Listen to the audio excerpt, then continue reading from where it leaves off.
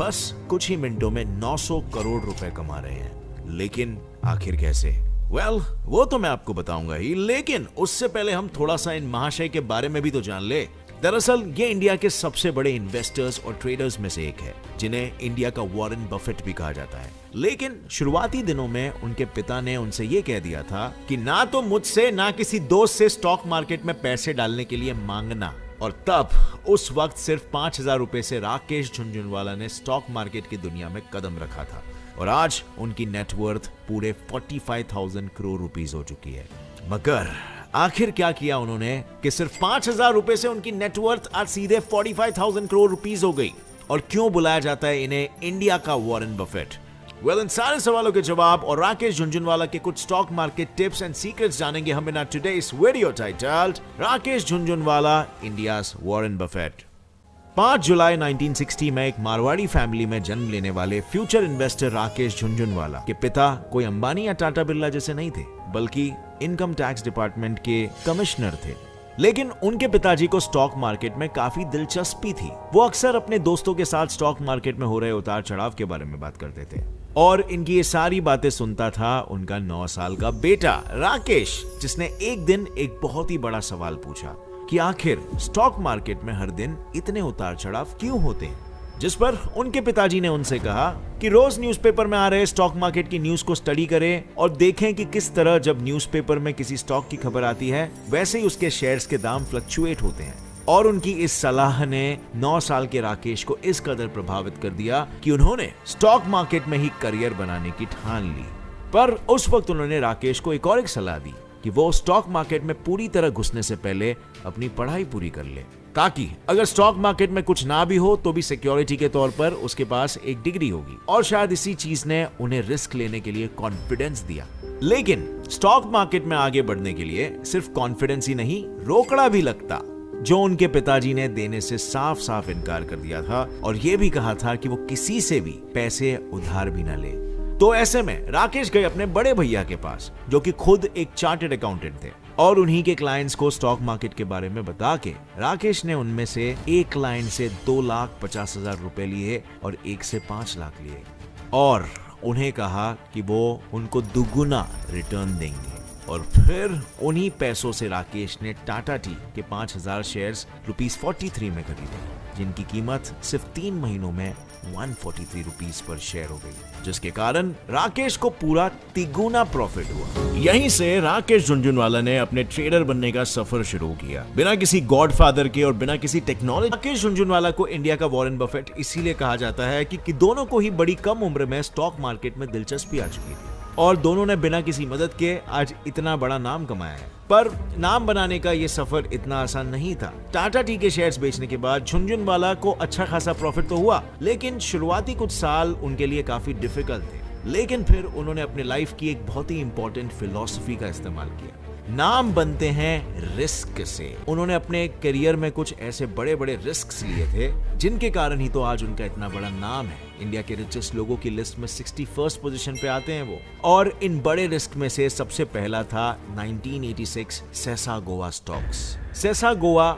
जिसे आज वेदांता लिमिटेड के नाम से जाना जाता है, 1986 में वो काफी घाटे में चल रही थी, क्योंकि आयरन ओर इंडस्ट्री के प्राइसेस काफी लो हो चुके थे, जिस वजह से सेसा गोवा के स्टॉक्स का दाम भी काफी गिर चुका था। और उस वक्त जहां सब अपने पैसे इनके स्टॉक से निकाल रहे थे, वहीं राकेश झुनझुनवाला ने 25 से 26 रुपीस के 4 लाख स्टॉक्स खरीदे। और इन स्टॉक्स की कीमत बस कुछ लाख रुपए नहीं, बल्कि पूरे 1 करोड़ रुपए थी, जो उस वक्त राकेश झुनझुनवाला की ऑलमोस्ट पूरी जमा पूंजी थी।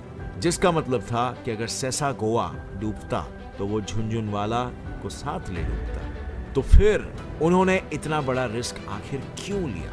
वो इसीलिए क्योंकि किसी भी स्टॉक में इन्वेस्ट करने से पहले झुनझुनवाला उस कंपनी और इंडस्ट्री के बारे में पूरी जानकारी निकाल लेते थे। उन्हें पता था कि दुनिया भर में इंडिया आयरन और स्टील के लीडिंग इंपोर्टर्स में से एक है, और इन रिसोर्सेज की कीमत फिलहाल कम क्यों ना हो, इनकी डिमांड कभी खत्म नहीं होने वाली है। और इसीलिए अपने गट्स को ट्रस्ट करते हुए उन्होंने ये बड़ा रिस्क उठाया, जिसका फल उन्हें कुछ ऐसा मिला कि सेसा गोवा के शेयर्स अगले साल ही पूरे 20 से 25% बढ़ गए। अब माउंटेन ड्यू बड़ा रिस्क नंबर 2 पे आता है उनका 1989 का रिस्क।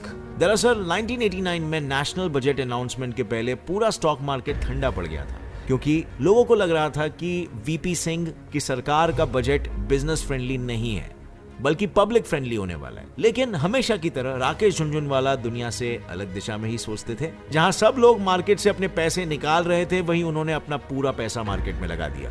किस्मत ने एक बार फिर उन्हें उसी चौखट पर खड़ा कर दिया कि बस एक पैर आगे पीछे और सीधे खाई। पर जैसे ही बजट अनाउंस हुआ, लोगों को रियलाइज हुआ कि अपने वीपी भैया गलत नहीं थे। बजट तो बिल्कुल बिजनेस फ्रेंडली है। और फिर क्या, लोग फिर से मार्केट में भीड़ करने लगे, स्टॉक्स की कीमत बढ़ी और झुनझुनवाला की नेटवर्थ 20% और ज्यादा बढ़ गई with in a matter of months. अब इसमें उनकी रिस्क टेकिंग बिहेवियर ने तो उनका साथ दिया ही, लेकिन साथ ही उनके इंस्टिंक्ट्स ने भी उनका साथ दिया। दरअसल उनका पूरा विश्वास था कि वीपी सिंह का बजट बिजनेस फ्रेंडली ही होगा, क्योंकि वीपी सिंह खुद बिजनेस बैकग्राउंड से रह चुके थे और वो पहले मिनिस्टर ऑफ कॉमर्स भी थे। पर अपने जिंदगी का सबसे बड़ा रिस्क और सबसे बड़ा प्रॉफिट तो उन्होंने 1992 के हर्षद मेहता स्कैम के टाइम पे कमाया था। और उस वक्त उनका साथ दिया नन अदर देन झुनझुनवाला के गुरु राधाकिशन दमानी। उन्होंने ही झुनझुनवाला को उस समय ये बताया कि मार्केट बहुत तेजी से बहुत ज्यादा बढ़ रहा है, जरूर कोई स्कैम है, इसीलिए तू स्टॉक्स को शॉर्ट सेल कर। और फिर क्या, दमानी जी की बात सही निकली और झुनझुनवाला ने उस समय अपनी लाइफ का सबसे बड़ा प्रॉफिट कमाया। लेकिन अब सिर्फ रिस्क लेकर ही राकेश झुनझुनवाला आज की मुकाम तक नहीं पहुंचे। उनकी एक दूसरी सबसे अहम फिलॉसफी है हैव पेशेंस। अब वैसे तो ये फिलॉसफी सुनने में बहुत ही कॉमन और क्लीशे लगती है, हर कोई कहता है यार बी पेशेंट, हैव पेशेंस, मगर स्टॉक मार्केट की दुनिया में ना ये एडवाइस असल में बहुत इंपॉर्टेंट है, क्योंकि स्टॉक मार्केट में इन्वेस्ट करने वाले लोग अक्सर मार्केट को थोड़ा सा गिरता देखकर अपनी जी मचलाने लगते हैं, अपने पैसे निकालने लग जाते हैं। लेकिन मार्केट में उतार चढ़ाव होते रहता है और एक ट्रेडर को यह पता होना जरूरी है कि अपने पैसे को कब निकालना चाहिए, और उसके लिए पेशेंस होना सबसे इंपॉर्टेंट है। और झुनझुनवाला जी के पेशेंस का एकमात्र एग्जाम्पल है उनके टाइटन के स्टॉक्स, जो उन्होंने 5 रुपए में 2002 और 2003 में खरीदे थे, और बस सिर्फ कुछ ही सालों में उन स्टॉक्स की कीमत 80 रुपए हो गई और फिर से 30 रुपए पे गिर गई। अब ऐसे में नॉर्मल इन्वेस्टर्स सोचते हैं कि स्टॉक्स और गिरे इससे पहले निकाल लेता हूं, एटलीस्ट 25 रुपए पर स्टॉक जितना तो प्रॉफिट हो रहा है। लेकिन राकेश झुनझुनवाला ने ऐसा बिल्कुल नहीं किया, क्योंकि उन्होंने देखा कि ना तो कंपनी की अर्निंग्स कम हुई है और ना ही वो लॉस में जा रही है। उन्हें पता था कि टाइटन और ग्रो करेगी, एंड गेस व्हाट, उसने किया भी, क्योंकि उस कंपनी के फंडामेंटल्स स्ट्रॉन्ग थे। और इसे स्टॉक मार्केट में फंडामेंटल एनालिसिस कहते हैं, कि वो कंपनी बेसिकली कैसा परफॉर्म कर रही है, क्योंकि मार्केट में उसकी डिमांड एंड सप्लाई के बेसिस पर उसके शेयर्स की उसका रेट डिसाइड होगा, बट उसकी इनहेरेंट भी तो एक वैल्यू होती है ना, जो कि उस कंपनी के ग्रोथ पे डिपेंड करती है। और जो स्टॉक झुनझुनवाला ने 2002 में 5 रुपए का खरीदा था, आज उस स्टॉक की कीमत पूरे 1182 रुपए हो चुकी है, जिसके कारण सिर्फ मिनटों में झुनझुनवाला ने 900 करोड़ रुपए कमा लिए। अगर मेरा दाव सही रहा ना, तो क्या पता अगला बिग बुल मैं बन जाऊं। अब फाइनली झुनझुनवाला जी ने दी हुई आखिरी टिप जो मैं आपको देना चाहता हूं, वो है डोंट टेक टिप्स।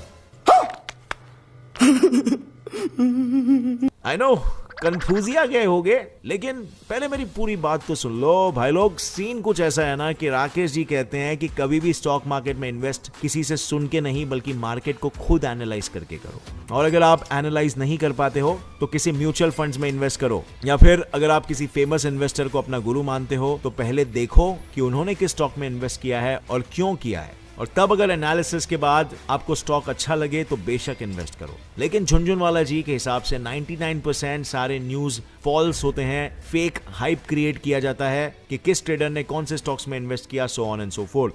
मतलब दमानी जी ने क्या लिया, मैंने क्या लिया, हमने पहले 99% तो सब फॉल्स रहते।